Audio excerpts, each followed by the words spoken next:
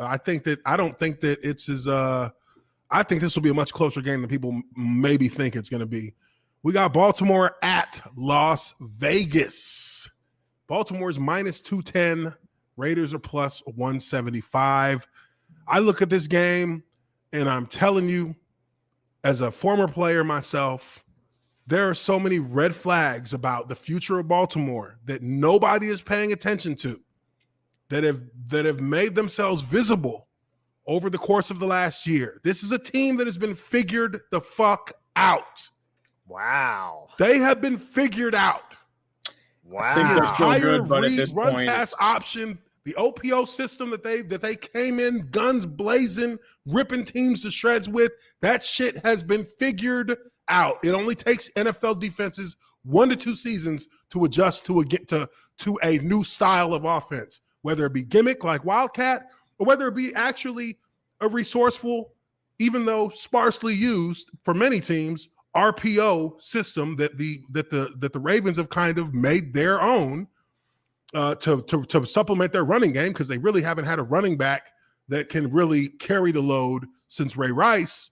This is a team that has been figured out, and now defenses understand how to accurately apply the pressure to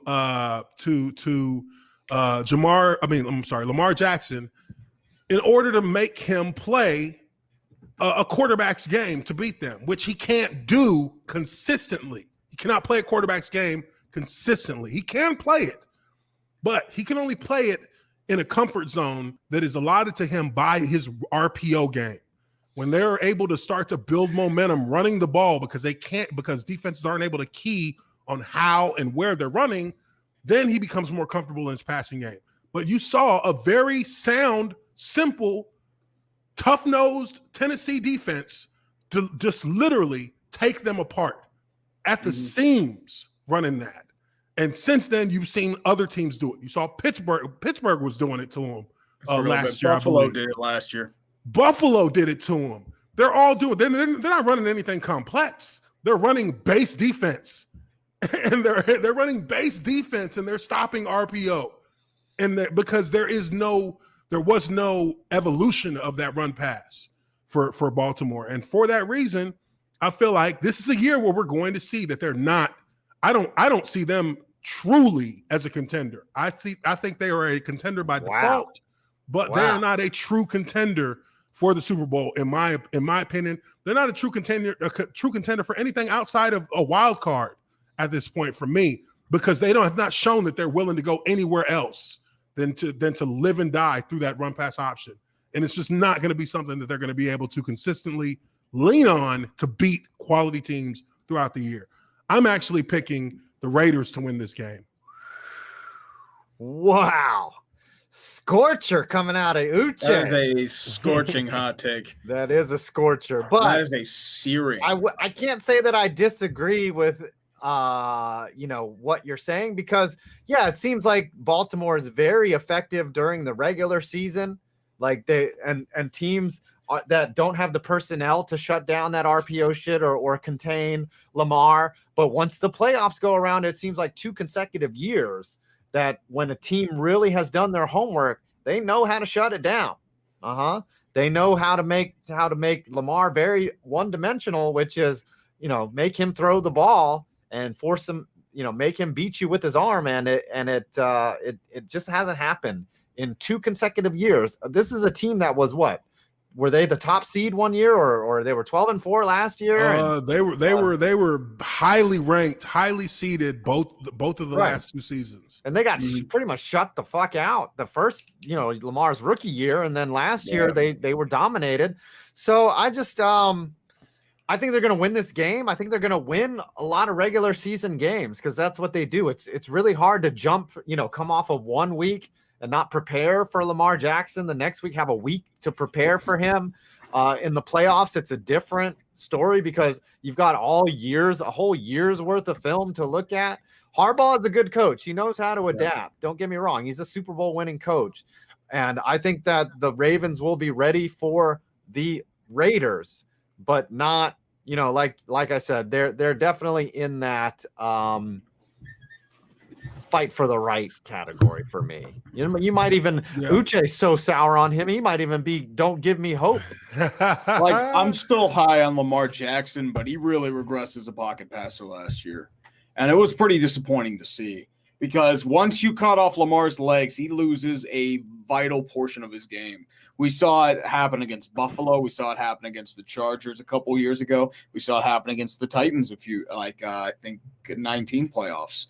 So the way you beat the Ravens as a whole, you cut off Lamar's legs. You force him to throw.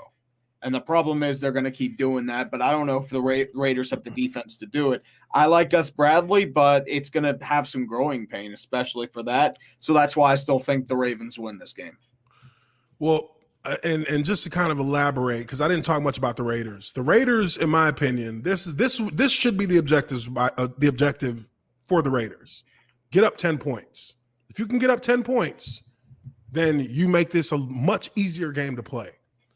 Because a 10-point lead in the second half will force the Baltimore Ravens to deviate ever so slightly from their traditional style of offense because they have to make up 2 scores. Now, the reason why I think the Raiders have a good chance to win this game is because, one, when you look at the kind of defense that Gus Bradley runs, he runs a hybrid 3-4. So it's going to be your best rusher is going to be your outside linebacker. He's going to be standing up on the edge of the line, and your second best defender is going to be your strong safety, who's going to be playing as a quasi linebacker on the other side of the defense. That is going to be perfectly suited to take on an RPO offense because that safety is going to be in a position where he can play the run, but also cover over the top with against the tight end. He's not going to be 15 yards deep. He's going to be 8 to 9 yards deep. And your outside rush is going to bookend the defensive, the edge of the line to keep the offense from stretching the defense too far with lateral running attacks. What you're going to see with Baltimore is Baltimore is going to try to beat a hammer for the first part of the game, directly up the gut, up the middle with RPO. If anything goes outside, it's going to be Lamar on keepers trying to get to the outside. You can keep those things in check and get them off the field quickly a couple of times, then you force them to have to now go to the next level of their offense, which means they're going to be faking RPO, trying to hit the seams with their tight ends. I think that's where, if there's a chance for you to take a chunk out of Baltimore, it's when you make them go from running to throwing down the seams. They did that for the last 2 years, and in the first year it worked really well. Second year, not as effective, but outside of that, that's where Lamar Jackson's comfort zone lies when he's passing the ball with his tight ends. Mm-hmm. If he has to be in the pocket and make throws, timing routes, deep posts, things of that nature, he's not as comfortable with those throws. He's not as comfortable with those. And if he doesn't have a running game to lean on so that he knows that he has a defense kind of on its heels trying to stop the run, then if you know that you're going to have to take on, or you're going to have to pass balls into traffic because teams aren't biting on your run anymore, it's a much harder game to win. And I think the Raiders can win. That's their best hope, to kind of force that one-dimensional game to be played. And then from there, we'll see what Gruden comes up with on offense with Derek Carr. If the Raiders are able to shut down the Ravens on game 1, it's going to be a long year in Baltimore. If the Raiders have figured it out, because I honestly just don't think the Raiders have the personnel of an elite team at all. I just don't believe. But it doesn't take an elite team to beat this kind of team with Baltimore. Okay, it takes an opportunistic defense to do that. Yeah, but still, they won 12 games last year. So, I mean, with being as one-dimensional as they are, they did win 12 games. And but if the Raiders are able to just an undermanned team is able to just out-scheme Baltimore into an L, then, whoa, it's going to be rough. It's going to be a rough year for Baltimore. Terrible. Going to be a bad year. Very terrible year. All right. So on the tier maker, where do we have these squads? I don't say really the know. Raiders are Don't Give Me Hope. And I think the Raiders are Don't Give Me Hope. I'm more bullish on the Ravens than both of you right now. I think they have a lot of flaws. There are a lot of concerns. This year is going to be very telling. But at the same time, Lamar Jackson is a very electrifying quarterback. If he is out, he's able in space, he's able to use his legs, he's going to make your life. If he's in space, he's dangerous. That is one thing. That's the X factor with him. If he gets out in space, I mean, he only needs that play to score. Mm-hmm. So that is something that, you do got to account for. You do got to account for that. For me, I would put Baltimore in fight for the right. Yeah, it's my turn. They could still be like they are the Seahawks of the league too. Like maybe Lamar figures a couple things out and figures out how to throw. You know, this is his third year. You know, there are intangibles that he might be able to learn. But I don't know. I'm suddenly not very confident in my ability to analyze football games. Well, don't worry. We'll be at that point by week 6 when everything goes to shit. So I think fight for the right is solid. It's my turn. I feel like that's really for a spot for teams that are clearly at the point of being at the next step to compete. You're right.